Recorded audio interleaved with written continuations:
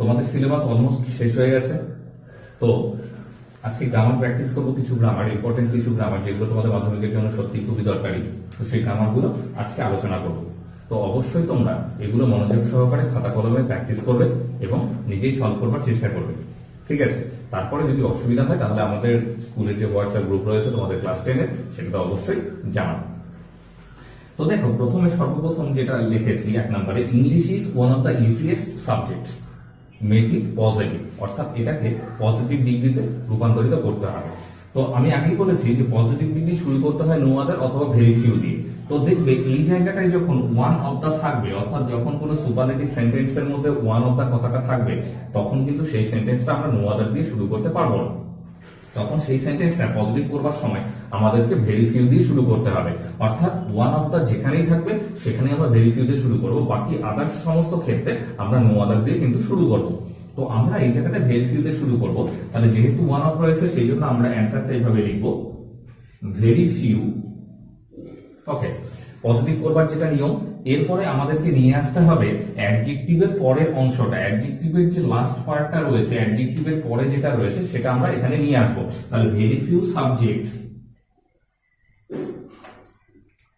এর পরের যেটা নিয়ম, আমি ডিগ্রির ওপরে তোমাদেরকে একটা আলাদা ভিডিও করেছিলাম, তার মধ্যে আমি সবকিছুই বলেছিলাম নিয়মগুলো, তো তবু আমি এখানে আরেকবার বলছি।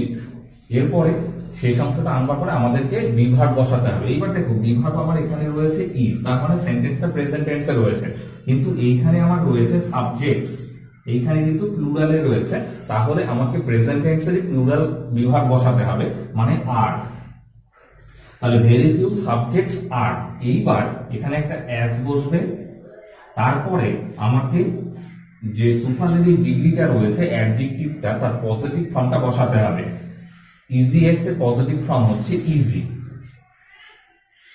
তাহলে ভেরি ফিউ সাবজেক্টস আর অ্যাজ ইজি অ্যাজ, এইবার আমাকে সুপারলেটিভ সেন্টেন্সের যে সাবজেক্টটা ছিল সেটাকে আমাকে সবার শেষে বসাতে হবে, তাহলে অ্যাজ ইংলিশ।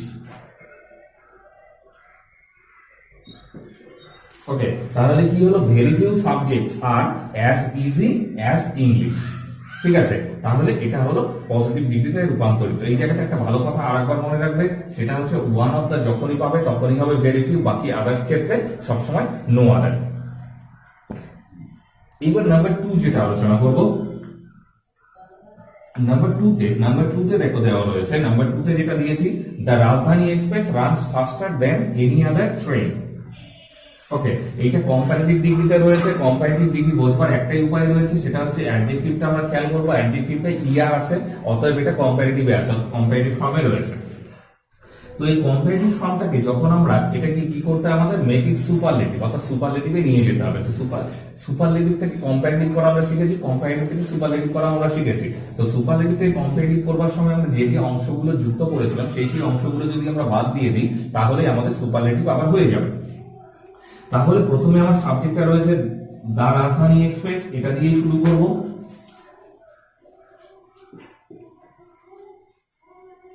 দা রাজধানী এক্সপ্রেস, এইবার ওকে, দা রাজধানী এক্সপ্রেস, এইবার ইজ, দা রাজধানী এক্সপ্রেস, ও এখানে আছে the Rajdhani express runs faster than any other train, এখানে আমরা ইজ বা বিভাগটার প্রয়োজন নেই। দা রাজধানী এক্সপ্রেস, বা আমরা ব্যবহার করতে পারি is the fastest train. The Rajdhani express is the fastest train, এখানে রানস ফাস্টার ছিল আমার, কিন্তু আমরা এখানে বিভাগ যোগ করে ফাস্টেস্ট করে দিতে পারি, the Rajdhani express is the fastest train, অর্থাৎ রাজধানী এক্সপ্রেস অন্য যে কোনো ট্রেনের থেকে জোরে ছোটে, ঠিক আছে? The Rajdhani express is the fastest train. এইবার আমরা নাম্বার 3টা আলোচনা করব। নাম্বার 3 তে কি রয়েছে,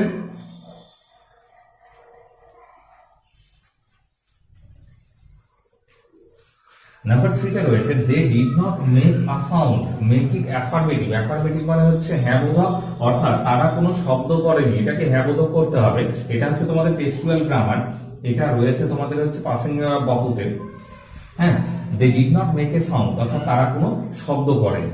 তারা কোনো শব্দ করেনি, তাহলে তারা কোনো শব্দ করেনি, তাহলে তারা নিঃশব্দ ছিল। হ্যাঁ বোধক করতে গেলে আমাদের করতে হবে, তাহলে আমরা কি লিখবো? তাহলে আমরা লিখবো they were silent. They were silent, তারা নিঃশব্দ ছিল, অর্থাৎ তারা কোনো শব্দ করেনি, তারা কোনো মেকিং করেনি কোনো সাউন্ড থাকে, তাহলে দে ওয়ার সাইলেন্ট, তারা ছিল নিঃশব্দ। এইবার নেক্সট যেটা রয়েছে নাম্বার 4, নাম্বার 4 এ যেটা লিখেছি it is your own fault, এটা তোমরা ফাদার সেলফ থেকে পড়েছো সেন্টেন্সটা, মেক ইট ইন্টারোগেটিভ, এটাকে তোমাদের প্রশ্নবোধক বাক্য করতে হবে। তো it is your own fault, এটা তোমার নিজের দোষ। তাহলে আমরা যদি এটাকে বাংলায় প্রশ্ন করি, এটা কি তোমার নিজের দোষ নয়? ওকে, দেখো এখানে অলরেডি কিন্তু নেগেটিভ সেন্টেন্স আমাদের চলেই আসছে, এটা কি তোমার নিজের দোষ নয়? তাহলে আমরা এটাকে যখন ইন্টারোগেটিভ করব, তাহলে কি লিখবো? প্রথমে বিভাগটা আসবে is not your own fault, is not your own fault, এটা কি তোমার নিজের দোষ নয়? ঠিক আছে, is not your own fault, ঠিক আছে, is not your own fault।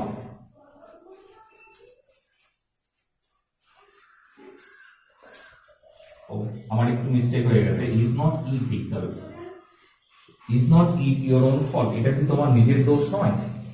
এইবার নাম্বার 5 যেটা রয়েছে হোয়াট আ বিউটিফুল সাইট ইট ওয়াজ, এটা কি সুন্দর একটা দৃশ্য, এটা কি সুন্দর দৃশ্য। মেক ইট অ্যাসার্টিভ, অর্থাৎ এটা একটা এক্সক্লেমেটরি সেন্টেন্স রয়েছে, বিস্ময়বোধক বাক্য রয়েছে। এই বিস্ময়বোধক বাক্যটাকে যখন আমাদেরকে অ্যাসার্টিভ বা বর্ণনামূলক বাক্যে রূপান্তর করতে হবে, তখন কিভাবে করতে হবে? একটা অ্যাসার্টিভ সেন্টেন্সের নিয়ম যেটা, গঠন যেটা, সেটা হচ্ছে সাবজেক্ট ভার্ব অবজেক্ট। এই গঠন অনুসারে, এই স্ট্রাকচার অনুসারে সেন্টেন্সটা হবে। তাহলে হোয়াট আ বিউটিফুল সাইট ইট ওয়াজ, এটা কি সুন্দর দৃশ্য ছিল। তার মানে কি দৃশ্যটা অবশ্যই খুব সুন্দর ছিল, সেই জন্যই এখানে কথক বা বক্তা বিস্ময় প্রকাশ করেছে। তো সেই জন্য আমাদেরকে এটাকে খুব বা ভেরি ইউজ করে লিখতে হবে। ওকে, তাহলে যদি আমরা এই অ্যান্সারটা লিখি, তাহলে এইরকম লিখবো it was a very beautiful sight, sight মানে দৃশ্য, SIGHT সাইট। তাহলে it was a very beautiful sight, এটা ছিল একটা খুব সুন্দর দৃশ্য। It was a very beautiful sight, এটা ছিল খুব সুন্দর একটা দৃশ্য। ওকে,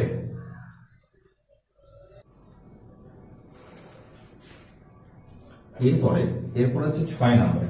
6 নম্বরে কি আছে? I know what his name is, make it simple, আমি জানি কি হয় তার নাম। এটাকে সরল বাক্য করতে হবে, অর্থাৎ সিম্পল সেন্টেন্স।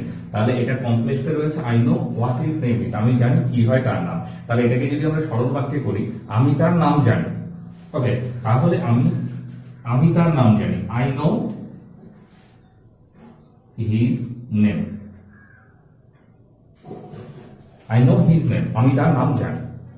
ওকে, এইবার নাম্বার 7 বলা হয়েছে হি গেভ আস এনকারেজমেন্ট। তো এইখানে এনকারেজমেন্টটা আন্ডারলাইন রয়েছে, এখানে বলা হয়েছে replace the underline words with verb form, অর্থাৎ এনকারেজমেন্টের ভার্ব ফর্ম দিয়ে সেন্টেন্সটা আবার লিখতে হবে আমাদের।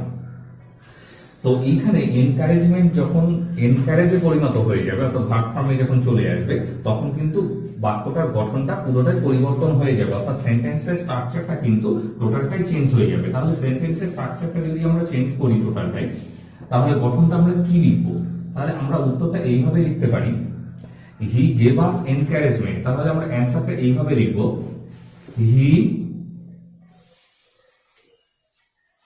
হি এনকারেজড আস। ওকে, সে আমাদেরকে উৎসাহিত করেছিল, হি এনকারেজড আস।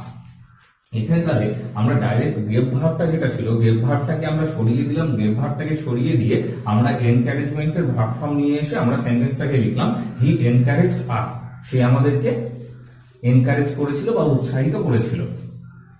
এইবার নাম্বার 8টা আমরা জানবো। নাম্বার 8টাতে কি রয়েছে? দেখো, নাম্বার 8 যেটা রয়েছে সেটা হচ্ছে micrometer.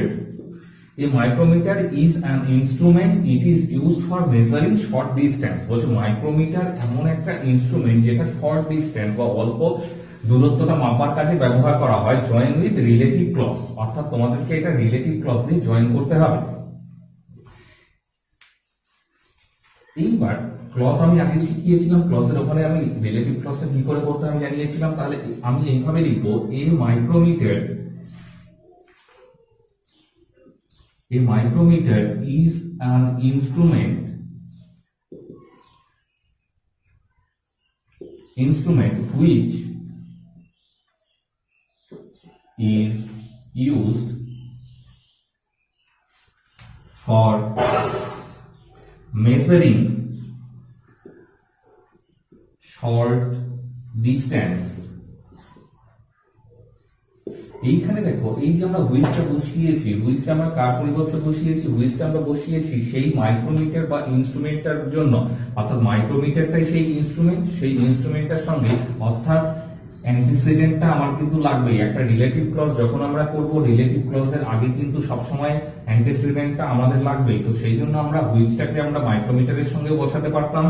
হুইচটা আমরা মাইক্রোমিটারের সঙ্গে যদি বসাতাম তাহলে উত্তরটা এরকম হতো, এই micrometer which is used for measuring short distance is an instrument। অর্থাৎ মাইক্রোমিটার এমন ব্যবহার করা হয়, যেটি ব্যবহার করা হয় ছোট দূরত্ব মাপার ক্ষেত্রে, সেটা একটা যন্ত্র বিশেষ। এবার আমরা এইভাবেও লিখতে পারি, এই micrometer is an instrument which is used for measuring short distance। অর্থাৎ আমরা মাইক্রোমিটারের সঙ্গে হুইচটাকে বসাতে পারি, আবার ইনস্ট্রুমেন্টের সঙ্গেও যদি হুইচটা বসাতে পারি। যদি মাইক্রোমিটারের সঙ্গে বসাই তাহলে মাইক্রোমিটারটা অ্যান্টিসিডেন্ট হচ্ছে, আর যদি ইনস্ট্রুমেন্টের সঙ্গে বসে তাহলে ইনস্ট্রুমেন্টটা হচ্ছে অ্যান্টিসিডেন্ট। এইবার আমরা নাম্বার 9টা জানবো। নাম্বার 9টাতে ভয়েস চেঞ্জ দিয়েছি একটা। ভয়েস চেঞ্জ এর আগে তোমাদের পুরোপুরি শেখানো হয়ে গেছিল পুরো নিয়মটা। ইউ মাস্ট ডু ইট, এটাকে ভয়েস চেঞ্জ করতে হবে, ইউ মাস্ট ডু ইট। ওকে, এখানে আমরা অবজেক্ট পেয়ে যাচ্ছি, সাবজেক্ট পেয়ে যাচ্ছি, ভার্ব পেয়ে যাচ্ছি। তাহলে যদি আমরা ভয়েস চেঞ্জ করি তাহলে ইট মাস্ট থাকলে মনে রাখবে সবসময় মাস্ট বি হয়। It must be do a third form done by you, it must be done by you। ওকে, এইবার নেক্সট ওয়ান যেটা দিয়েছি, নেক্সট ওয়ান দিয়েছি একটা ন্যারেশন চেঞ্জ, অর্থাৎ তোমাদেরকে ডাইরেক্ট স্পিচ থেকে একটা ইনডাইরেক্ট স্পিচে নিয়ে যেতে হবে। দেখো, ওকে, ক্লাইম্ব আপ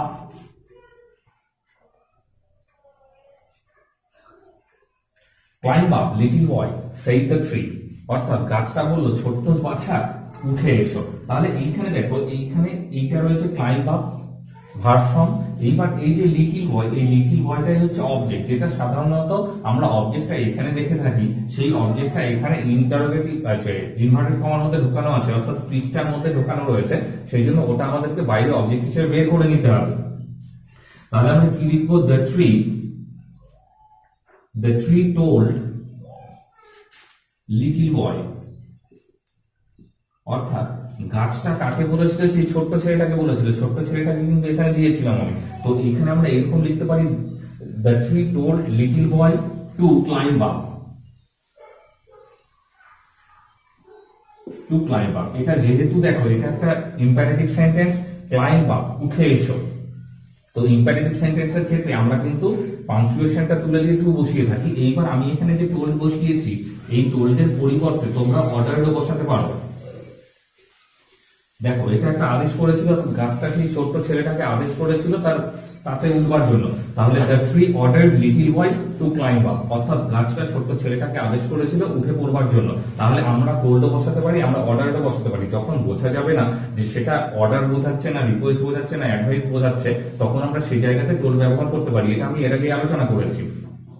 তাহলে the tree ordered little boy to climb up লিখতে পারি, অথবা টোল্ডও লিখতে পারি। ঠিক আছে, তাহলে তোমরা অবশ্যই এগুলো ভালো করে প্র্যাকটিস করবে।